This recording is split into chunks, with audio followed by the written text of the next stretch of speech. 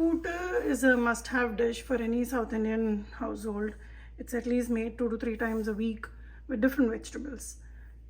I'm going to show you the kuttu that I prepare in my house. And today I'm using just balance of some cabbage and carrots.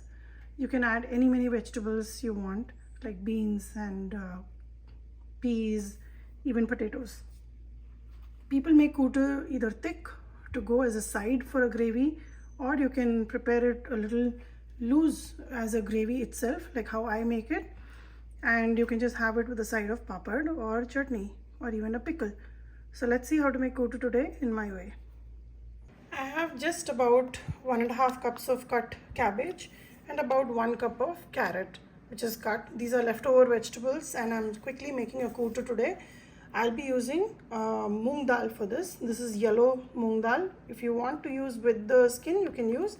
I'm just using this one today. So in my pressure cooker, I'm going to take about 1/2 cup of moong dal, wash it twice and put about 2 cups of water in it.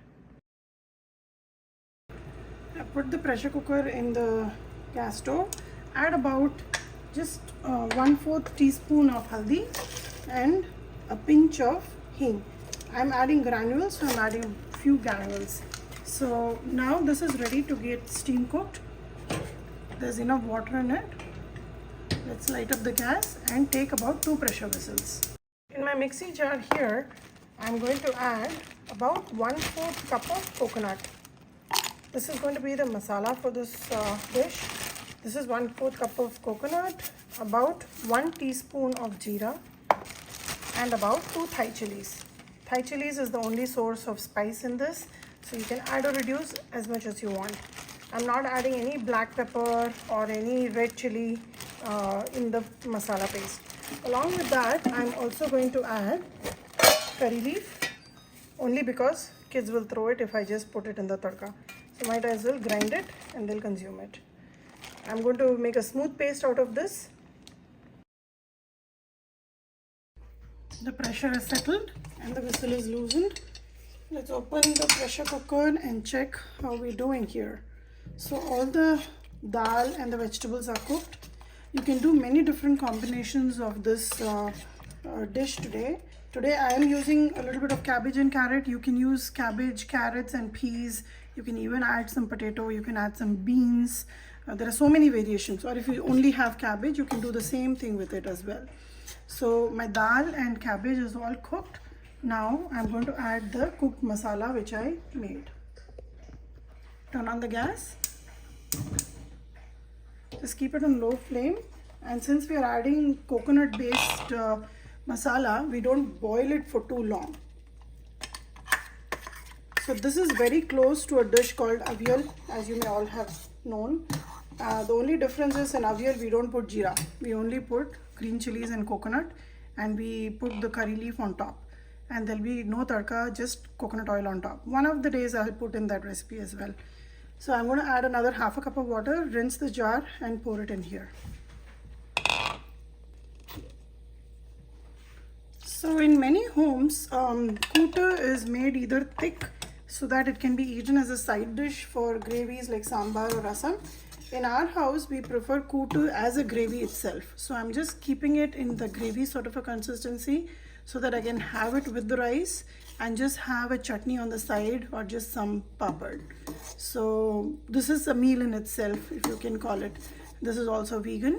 So South Indian food in general can pass on to be vegan in many cases.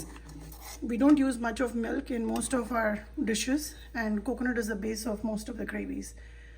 So I'm going to let it come to a boil. Once it comes to a rolling boil, I'm going to turn off the gas and give it tadka. My dish will be ready to serve. Very importantly, now that we have added water and we know the quantity, add the salt.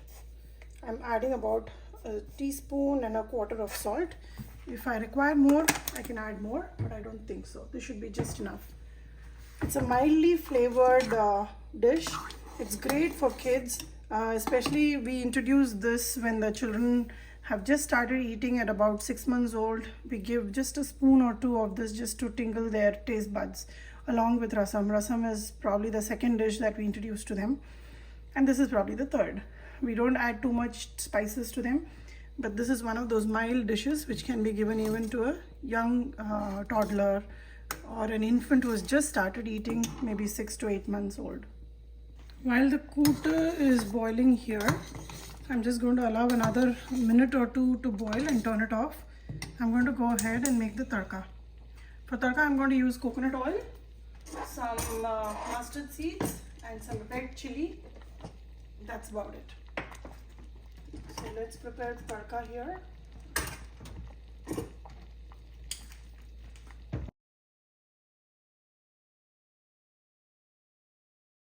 I've added just a little bit of curry leaf and a dash of hing to the kuttu. I've turned off the gas. Here the tadka is also ready.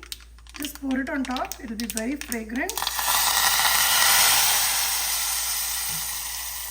And the peanut oil tadka is always a delight. Anytime you do this, your house is very fragrant.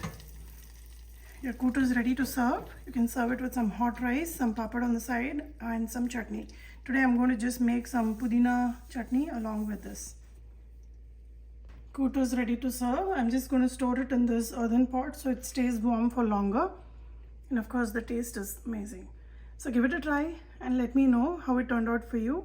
Give it a combination of different vegetables. You can experiment with this. And let me know, suggest me if you think another vegetable worked better.